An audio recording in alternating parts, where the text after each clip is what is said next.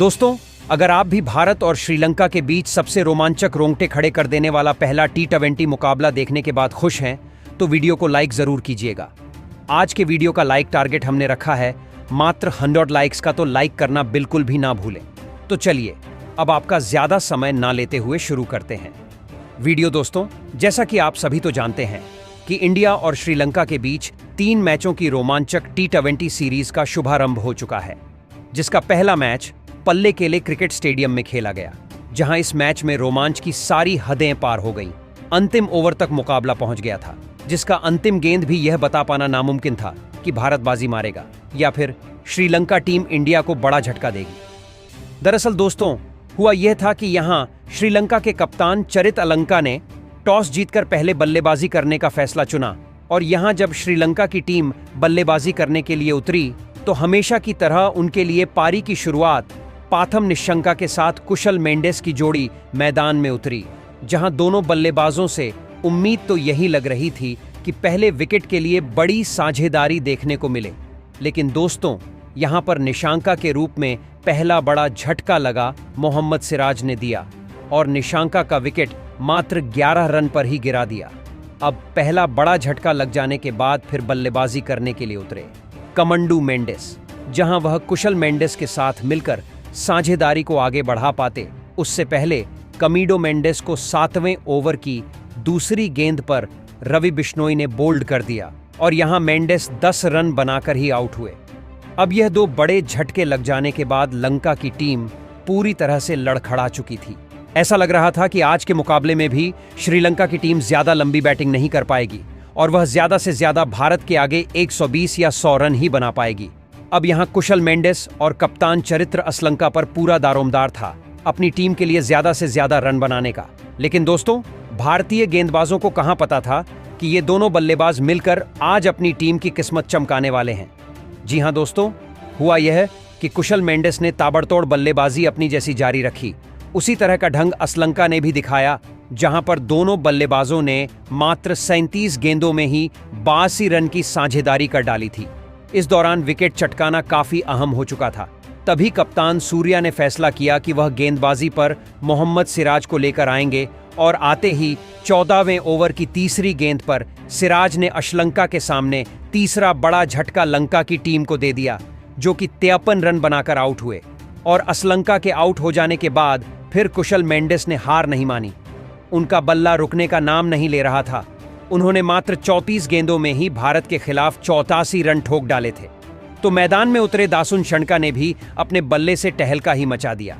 इन दोनों खिलाड़ियों ने अंतिम के 3 ओवर में भी बेहद खतरनाक बैटिंग करी, जहां एक तरफ कुशल मेंडिस ने 35 गेंद पर 86 रनों की मैच विनिंग पारी खेल डाली, तो वहीं शणाका ने भी 42 रन बनाकर उनका बखूबी साथ निभाया, और उनकी धाकड़ बल्लेबाजी के दम पर श्रीलंका की टीम 20 ओवर में 7 विकेट के नुकसान पर भारत के खिलाफ 262 रन बनाने में कामयाब रही।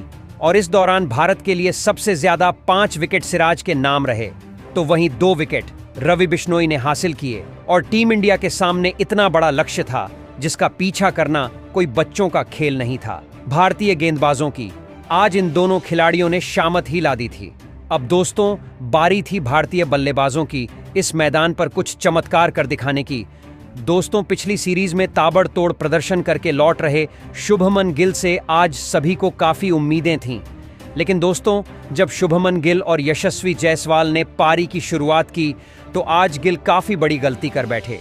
जी हां, चालाकी दिखाते हुए श्रीलंका ने कप्तान गिल को पहले ही ओवर में खुलेआम छूट दी कि आप बस चौके लगाइए, और इसी जाल में वह फंस गए जहां पहला ओवर करवाने के लिए आए। श्रीलंका के दुश्मन चमीरा ने अंदर आती हुई लेंथ की स्लोअर वर गेंद पर शुभमन गिल को फंसा लिया, और गिल आज के इस मुकाबले में मात्र 11 रन ही बनाकर आउट हुए, वो भी 4 गेंदों में। अब दोस्तों, गिल का विकेट गिर जाने के बाद भारतीय टीम काफी ज्यादा दबाव में आ चुकी थी। गिल जब आउट हुए तो बल्लेबाजी के लिए उतरे संजू सैमसन, जहां संजू और यशस्वी पर हर किसी की निगाहें थीं कि ये दोनों बल्लेबाज दूसरे विकेट के लिए कितने रन जोड़ पाते हैं। इस दौरान सब कुछ सही चल रहा था, लेकिन दोस्तों, आगे क्या होने वाला है इसका अंदेशा किसी को भी नहीं था। हुआ यह कि संजू सैमसन, जो बढ़िया लय से बल्लेबाजी कर रहे थे, उन्हीं के रूप में भारतीय टीम को दूसरा बड़ा झटका लगा। जी हां दोस्तों, संजू बाहर जाती हुई आउटसाइड ऑफ की गेंद को गलती से छू बैठे। हालांकि यह गेंद पूरी तरह से वाइड हो जाती अगर संजू गेंद को जाने देते, लेकिन उन्होंने बल्ला बीच में अड्डा दिया और फील्डर ने उनका आसान सा कैच पकड़ लिया और 14 रन बनाकर संजू आउट हुए। अब दोस्तों, भारतीय टीम को 2 बड़े झटके मात्र 33 रन के कुल स्कोर पर ही लग चुके थे। अब यशस्वी जायसवाल पर दबाव बढ़ता चला जा रहा था और अब उनका यह दबाव कम करने के लिए चौथे नंबर पर बल्लेबाजी करने उतरे। कप्तान सूर्य कुमार यादव, जहां सूर्या और यशस्वी ने मिलकर पारी को आगे बढ़ाया।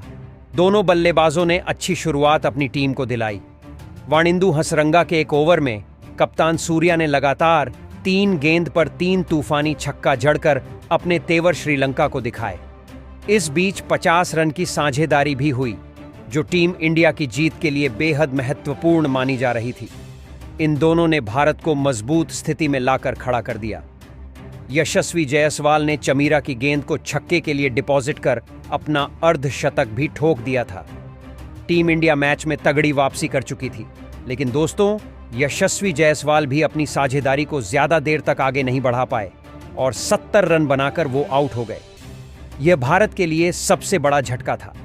अब पूरी जिम्मेदारी कप्तान सूर्य कुमार यादव और रिंकू सिंह पर आ चुकी थी मैच जिताने की, क्योंकि इनके अलावा कोई और बल्लेबाज भारतीय टीम को जिताने का दम नहीं रखता था। सूर्या जहां अर्धशतक बनाकर खेल रहे थे, तो रिंकू भी सबसे बड़े मैच विनर के रूप में मैदान में मौजूद थे। अब दोस्तों, यहां रिंकू सिंह और सूर्या मिलकर साझेदारी को आगे बढ़ाते हुए श्रीलंका की नाक में दम कर देते हैं। देखते ही देखते इन्होंने टीम इंडिया को 240 रनों से भी पार पहुंचा दिया था। छक्के चौके की उन्होंने ऐसी सुनामी लाई कि लंका की धज्जियां उड़ा दी। देखते ही देखते ये दोनों मिलकर मैच को अंतिम ओवर तक ले जाते हैं। यहां रिंकू ने सबसे पहले तो मात्र 18 गेंदों में अपना अर्धशतक पूरा किया, तो वहीं दूसरी तरफ कप्तान सूर्या अर्धशतक जड़ने के बाद वह अपने शतक की ओर आगे बढ़ चले। इस दौरान अंतिम ओवर तक जब मैच पहुंचा, तो भारत को मुकाबला जीतने के लिए 6 गेंदों में 21 रन की दरकार थी। अब स्ट्राइक पर रिंकू थे और अंतिम ओवर करवाने के लिए अपने सबसे खतरनाक मतिशा पथिराना को कप्तान वानिंदु हसारंगा ने भेजा था।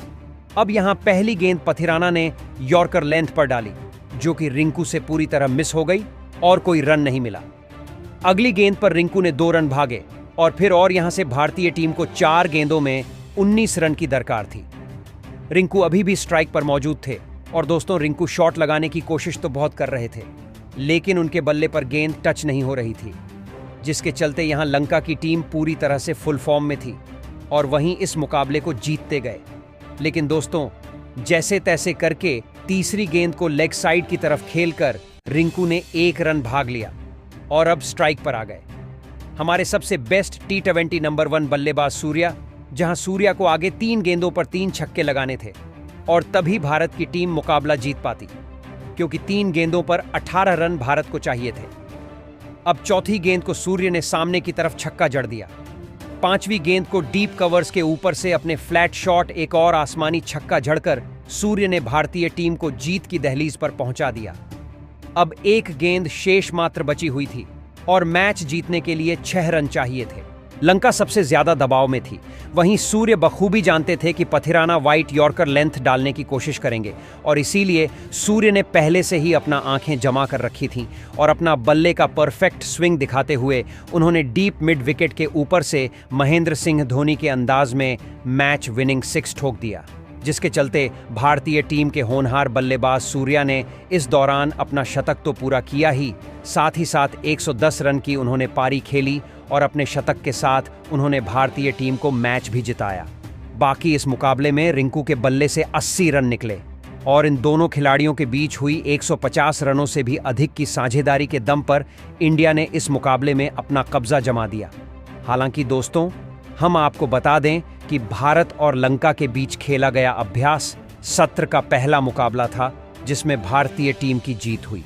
बाकी अब आप सभी की क्या राय है? भारतीय टीम की ऐसी बल्लेबाजी और गेंदबाजी को देख लेने के बाद और आप टीम इंडिया को 10 में से कितने नंबर देना चाहेंगे? अपनी राय नीचे कमेंट बॉक्स में ज़रूर बताएं और ऐसी शानदार खबरों के लिए चैनल को सब्सक्राइब ज़रूर करें। धन्यवाद।